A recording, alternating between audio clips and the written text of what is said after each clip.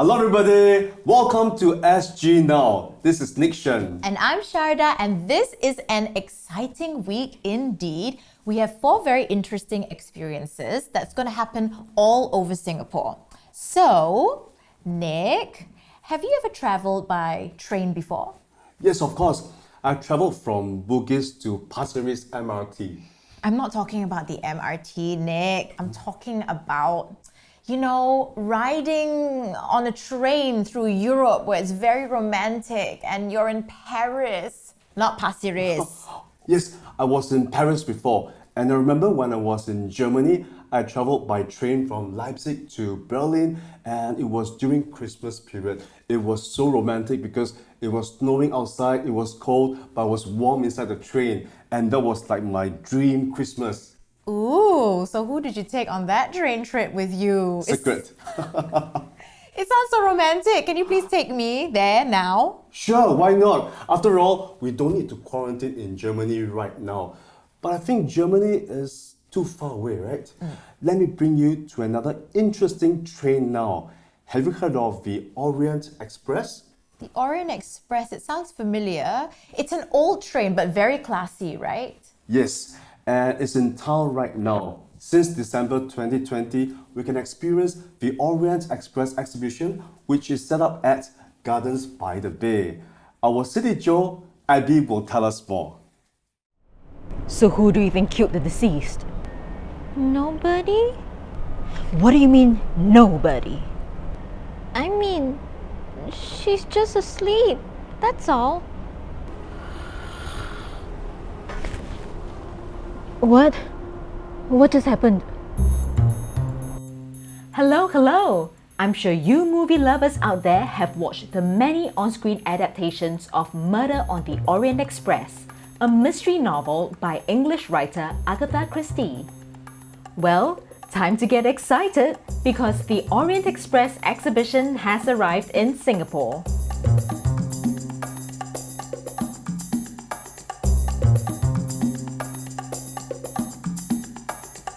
So the question is, was there really a murder that happened on the Orient Express?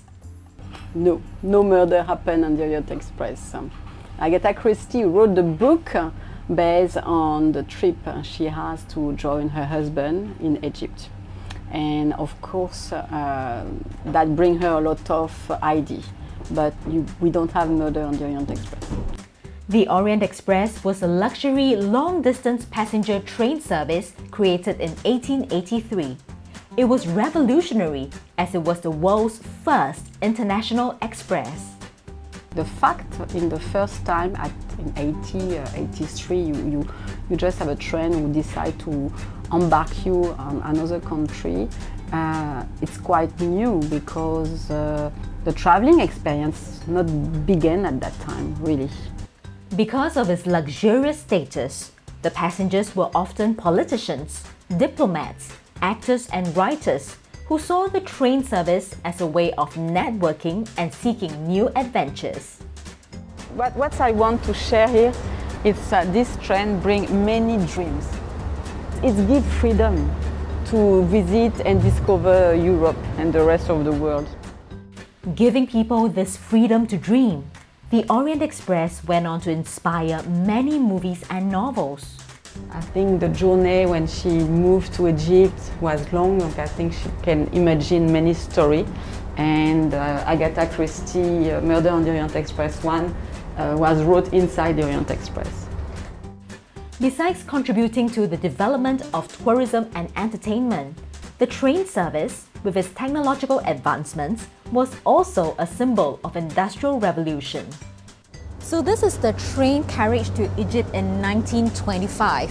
Its design is a little different from the other train carriages because the top can be lifted off. That's because Egypt, it gets very hot and it gets very uncomfortable for the passengers. So the designers designed it such that ice and water can be put at the top, and this will lower the whole temperature of the carriage, making it more comfortable for the passengers. The exhibition not only showcases the rich heritage and history behind the Orient Express, it also allows you to step into the actual carriages These carriages are national treasures, so this is a big deal. So the sofa that you see here, as well as the carpet on the floor, they are all really from the Orient Express. And what the exhibition hopes to do is to recreate the travelling experience of the passengers back then. For Lydie and her team, it was important to create an exhibition that had more engagement rather than just show and tell. It's more entertainment than going inside an exhibition, watching a painting or image or whatever, and reading. I was thinking in Singapore, you need to show people art, it's interesting also. It's not just watching painting. And of course, when you have the chance to walk inside the national carriages, it's not usual. There is even a replica carriage restaurant where you can dine in like the passengers on board the Orient Express. The restaurant works with famous chefs such as Janice Wong, and the menu changes every season to keep the cuisine exciting for visitors. For the little ones, there is a kids' activity book so that they can play detective while exploring the exhibition.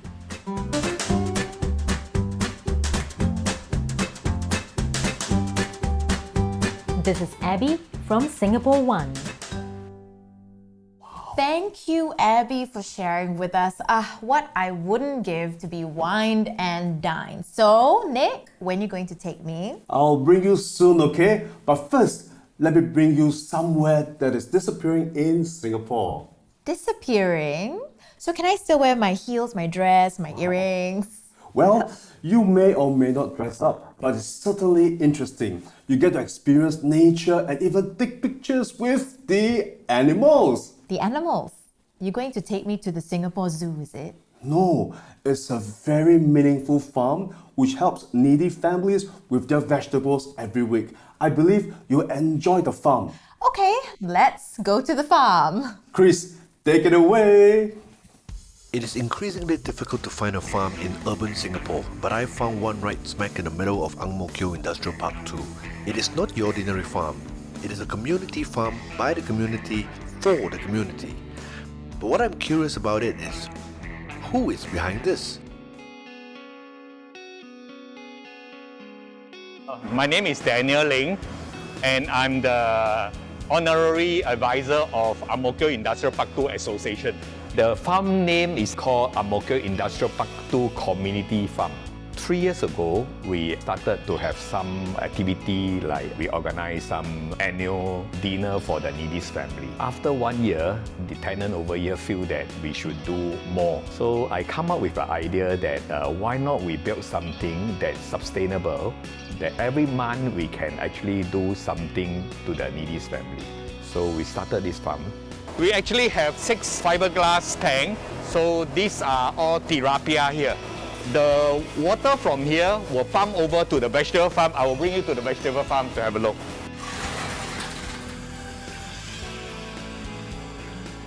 Okay, you can see our vegetable. Here already we start growing. Actually, we started from here. We are using a piece of sponge, and then we put the seed into the plant, and it grow until here. 1 week later, we will transplant into here. We have a whole group of community people come in here and work together, hand in hand, help the neediest family. Say, why not we do that? The industrial park people, they try to actually contribute Pacific into their own industry. The construction people will help me on the construction job, and people who build the roof, one specialized in roof, they will come and build for me the roof. Electrical guy also come in and help us on the electrical work. The people who supply the raw material, and then they will chip in the material, and the people who do welding will come in and do the structure up and set up the farm. The purpose of the farm is to give 100% of the vegetable and fish to the Ang Mo Kio GRC neediest family. Actually, our planning is to give 100 to 200 family in 1 month's time. But now we can achieve 120 to 150 family per week. Fish-wise is about 6 to 8 months. We have all the people in this industrial park, so they are really very kind. Volunteer come out to help me to fulfill this dream. At the same time, reach out to schools nearby in Pathlight and APSN Chaoyang. So we invited them, educate the school children so that they can actually come into our farm and the children can feel what is called a farm.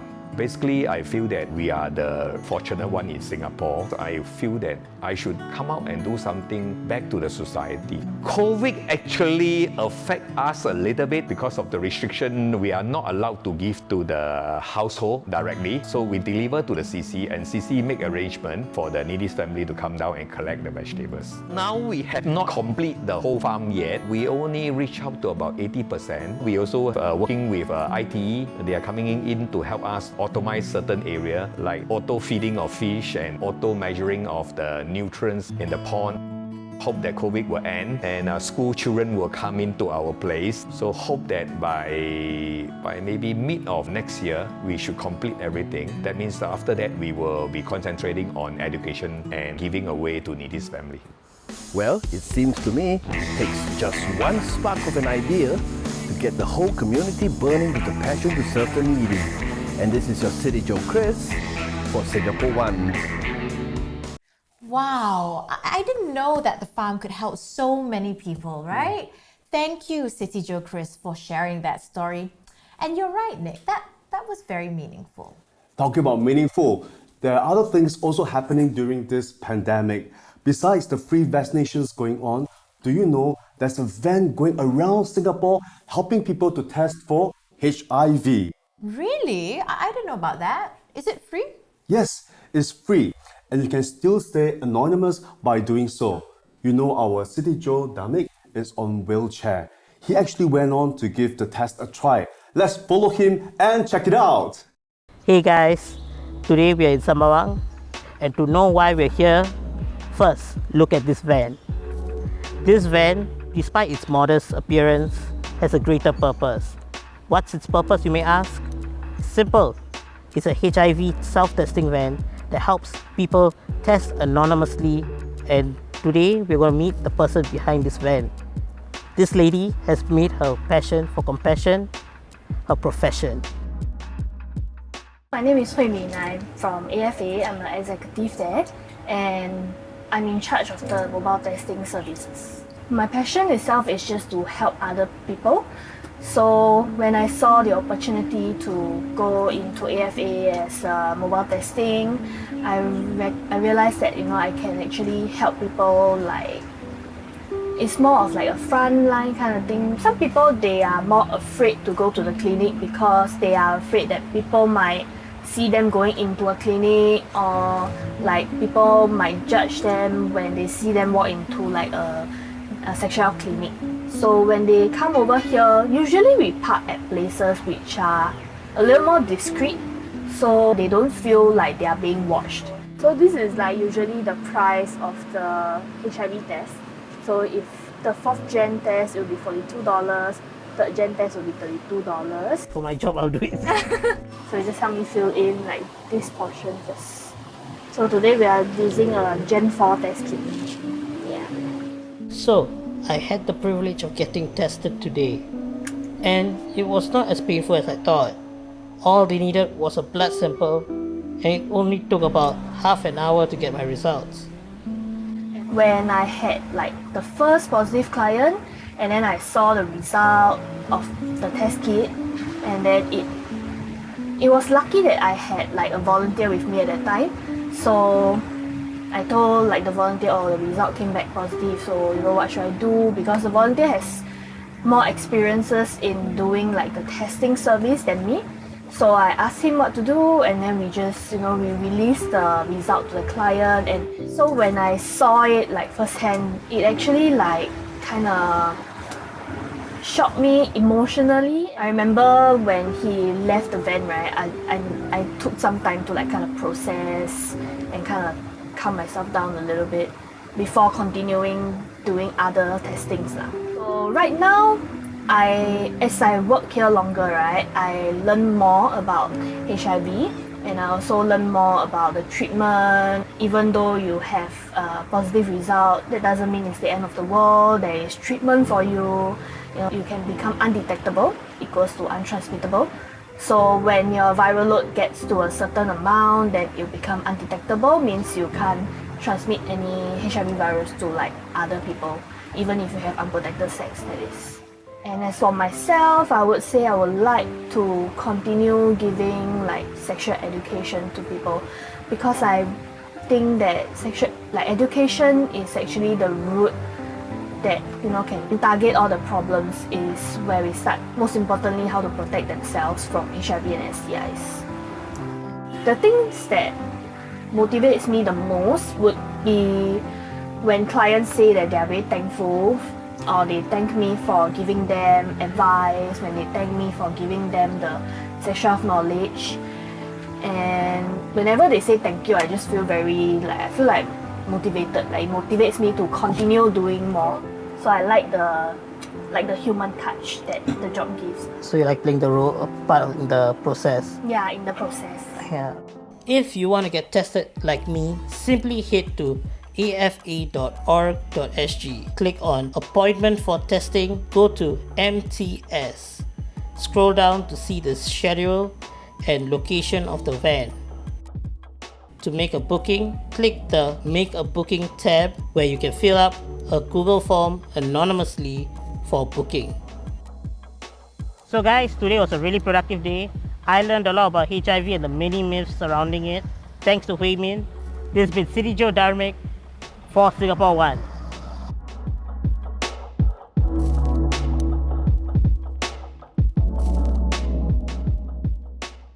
Wow, thank you Dharmhik for the wonderful sharing.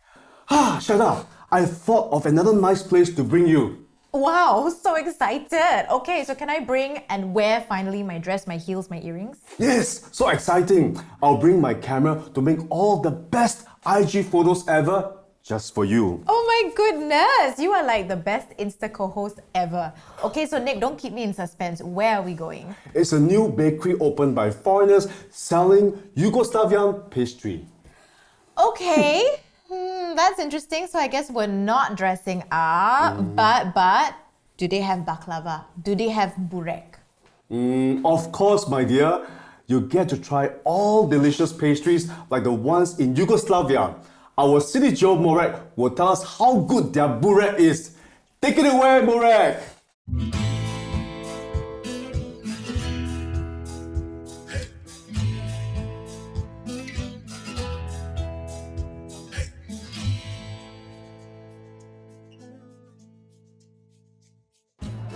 This is Singapore's very own Yugoslavia Bakery and Cafe. Yes, you heard that right, Yugoslavia. The country may have disappeared 30 years ago from the European map, but you can taste the flavors and enjoy the culture here in Katong Village with Katerina and Mitri, who are the owners. Was it a good decision to come here? The best. The best? The best. So you've become a Singapore citizen? Yeah. 8 years. Was that an easy decision to make? No, it's very easy. Very easy. You're both from Macedonia? Yes. Both from Macedonia. And were your families affected at all by the breakup of Yugoslavia? Not really. Affected in a way. Everybody were affected. Yugoslavia used to be a powerful country, economically, military, everything safe as Singapore today. And after breakup, no more, no small countries. Okay. Moving to Katerina, where did you learn to make the pastries? Actually, because my love and wish for watching my mother, then watching learn from her, by myself. I think we're the practicing. So for you, the authenticity, the real taste is very important. Most important, yes. You said that you miss the flavors of home. Is that why you've That was opened? the inspiration, I think, the biggest inspiration for us practicing. Can you bake?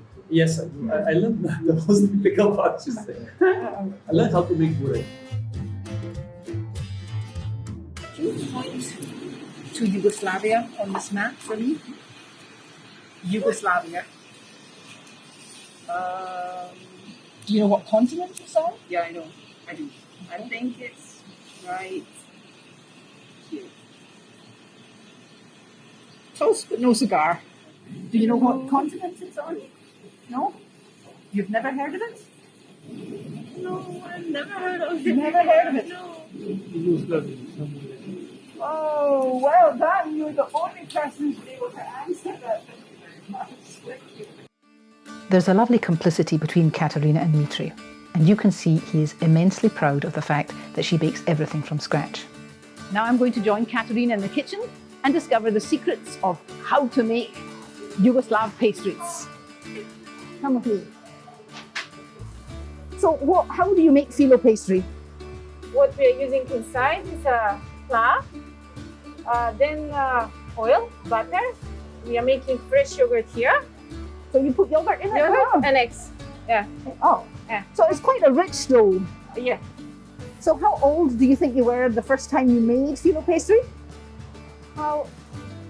Actually, I was thinking about that, and I think first time I touched on 3 years maybe. Almost everyone in Macedonia know how to bake home.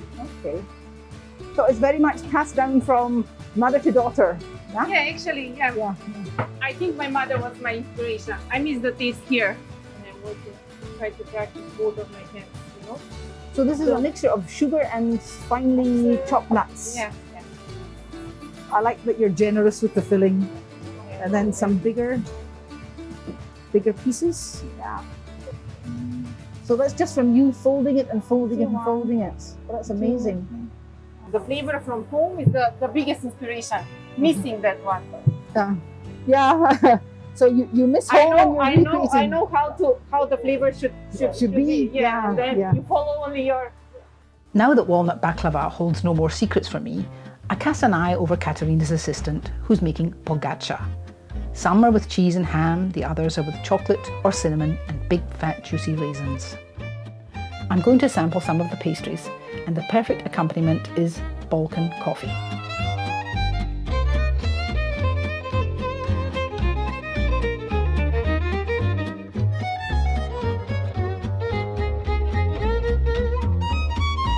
When you finish your coffee, you'll notice a sort of sludge at the bottom of your cup.